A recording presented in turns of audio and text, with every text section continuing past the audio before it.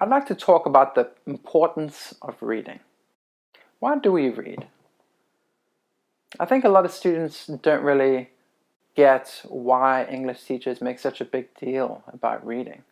And I think for me, one of the most sad things that can happen every 9 weeks is when a student doesn't meet their AR goal, or if they say to me, I don't like reading. I don't really understand that. How can you not like reading? I think maybe when people say they don't like reading, what's happened is they haven't found something they enjoy.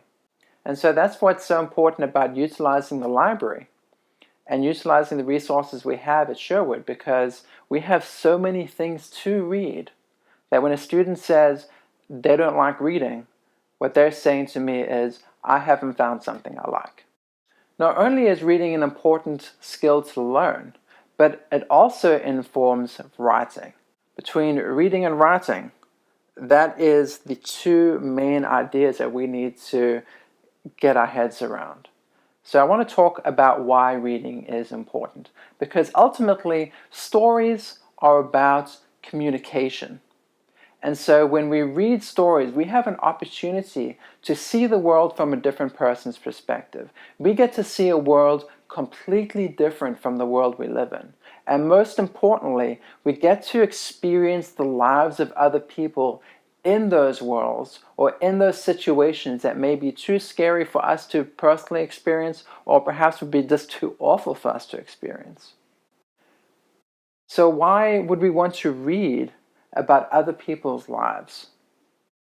And I think it's important because as humans, we get better as we communicate with each other, as we meet new people, as our ideas about the world we live in are challenged. And reading gives us infinite ways to explore what it is to be a person. What makes a good person? What makes a bad person? Why do people make the decisions that they make? How do we figure out all these people around us who sometimes seem to make really crazy decisions?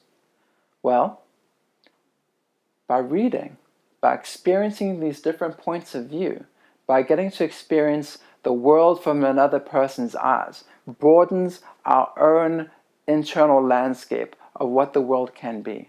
But when we take into account all the different perspectives that we can encounter in a library, we don't have enough hands in the school or in the country to count the different ways and the different perspectives that we can experience through reading. So there are two important elements of reading in my class. One, just overall, reading helps us understand a diverse world perspective that we could not otherwise experience on our own. And two, by reading critically, we can better understand how to communicate abstract thoughts. Because, like for example, when we talk about love, what does that even mean? Well, by reading poetry in particular, or plenty of stories where people experience heartbreak or fall in love, we can experience what it is like without all the emotional turmoil that can come from love. And so often, when we are trying to communicate with each other, you can have an idea in your head of what it is exactly that you're feeling, but taking what's here and putting it in a way that other people can understand is incredibly difficult. And so by reading books, by reading work of other people who've experienced the world more than us, we can see how they say it. We can see how they try to frame it in a way that is understandable for other people. And it makes it easier to understand ourselves. And ultimately, that is the wonder of reading, because we are not only learning about the human condition, what it is to be a person, but we are also learning how do we even communicate these experiences that we are having. So when you read a book, it's not just a collection of words bound up on some paper that you have to take a test on to get some points to get a grade in a class.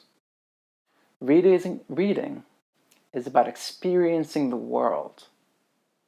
And there isn't a safer and easier and cost-effective way to experience the world than simply reading a book.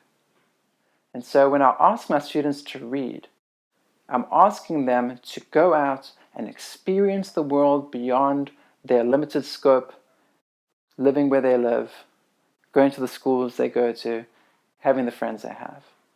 And the more we can broaden our scope of the human experience, then the better we can understand the world we live in. And the better that we can understand the world we live in, then I think the smarter we can be about the way we make decisions. So why do we read? We read to better understand ourselves and to better understand the world we live in. And there can't be a much better quest than that.